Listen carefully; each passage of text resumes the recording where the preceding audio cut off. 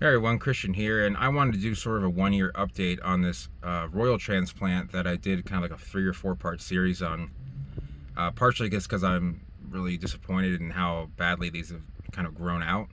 And there was a guy that started commenting about, I guess he's a local person, that said that this was done the right way, that I did not know what I was talking about, and that I was slandering the company that did it, which I'm not even sure which company did it, but so that wouldn't really be slander. Even if I voice my opinion on it, it's totally fine to do so.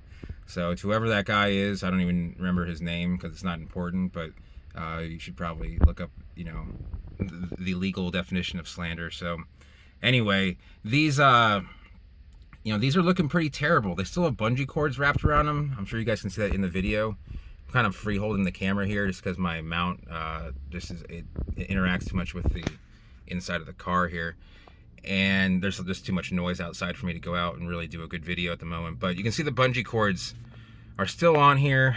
The crown shafts on these palms are pretty pathetic. They are quite skinny. It's really just a sign of them still being in a state of shock, and hopefully they can recover from that. You can see the tapering of the trunks before the crown, showing a lot of leaf dropping. And fronds are going to drop when they're not looking, when they're browning off. They will naturally come down. And the guy who commented mentioned that this was, the bungee cords were to keep that from happening. But that's a natural process, and it has to happen. Otherwise, I think I mentioned this in the last year, water's going to get in the crown of these palms. It's going to cause rot, and it's easier for these palms to rot now that the crown shaft is smaller and in worse condition. So these should be opened up to the air. The bungee cords really don't do very much except for, hold in dead material. It's kind of like putting a bandage on a wound that hasn't been cleaned out. And so that's just going to fester and create more issues. And this is the case all the way down the line. You can see these are kind of, and the best one has half of a crown, and this has been, I think, 12 months. They've gone through a full summer. They should have pretty much a full crown of leaves, at least to the horizontal. And you can see way down here,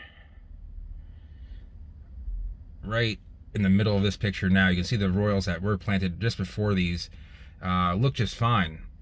And that's because they were transplanted properly, maybe by the same company, which would show an inconsistency in their transplanting process. This was either rushed, or they got a good deal on the plants and they decided to go ahead and just put them in and just hope that they would do all right. But I mean, 1 year later, I mentioned in the video a year ago that this just wasn't going to look that great, and they still are not looking that well. There's a couple here that have all green fronds, but there's not much of a crown. These are browning still, which is pretty crazy. And then the other ones look okay, but they definitely don't. There's one that looks like it's almost ready to, the crown's about to collapse.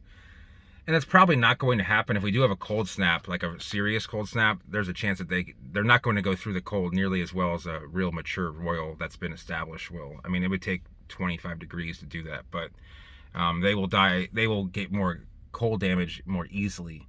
So the bottoms are staked well. They're done pretty well. The landscaping around it, it looks nice for an upscale, I guess you call it upscale shopping center. This used to be sort of run down. There was a Kmart here. The parking lot was undrivable, and it was kind of just a little large abandoned building. So it looks nicer. It's from a building standpoint, but the landscaping standpoint, it's I can get a D- for this.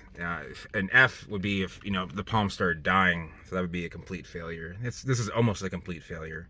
So this is the best time of day to film this area because of the way the sun is kind of shining on it. You can see the fronds very well. They're almost highlighted. And I'm going to stick by the fact that this was just poorly done. It was done in a rush. They were probably dug out in a rush and transplanted. They can be transplanted right away, but they need to be dug properly. You can't just hack away, some serious root matter and just hope that they're going to be okay. So it's kind of troubling that someone obviously got a good contract on this job and then this probably pocketed a good portion of the money. And it's unfortunately this happens a lot. in the plant world. And if this happened in Miami, though, you know, that this person wouldn't be getting any more work. And I'm pretty sure that this company does not work anywhere near Miami because they couldn't compete with, you know, the people that kind of do this 10, 20 times as often, the volume, I guess you could say, that this company would be doing. So anyway, that's about it. Sorry this isn't the happiest of vlogs, but it still needs to be, in my opinion, shown. If you enjoyed the video, give it a thumbs up. If you're new to the channel and you enjoy talking about tropical plants, mostly palms, and want to see reviews on them, go ahead and subscribe. And I'm going to start doing some more videos now that I have some more content to work with. If you have any questions, or if you want to troll about this and you're local and you think that this is okay, just go ahead and leave it down below. And, you know, be prepared to, you know, to not be right. So anyways, thanks for watching, everyone. I'll see you guys later.